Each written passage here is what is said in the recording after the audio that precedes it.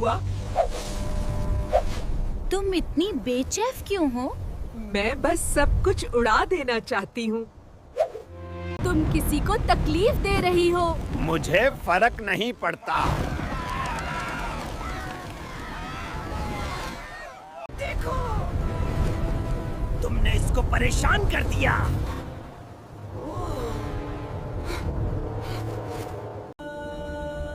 ताकत का मतलब जुल्म नहीं होता। तो फिर क्या करूं? मदद करो। वाह, मेरी पतंग! ये अच्छा लगा। देखा, नरमी में भी ताकत है।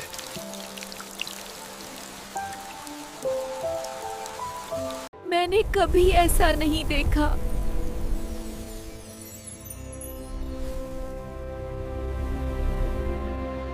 अब तुम समझ गई हो।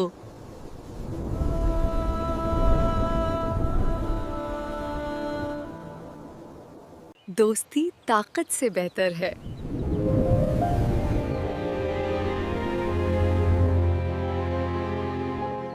याद रखो, मेहरबानी फसल ताकत है।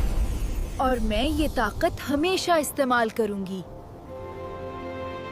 यही है असल ताकत।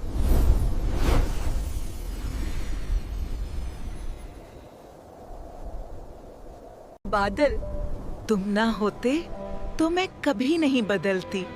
दोस्ती बदलने का सबसे खूबसूरत जरिया होती है।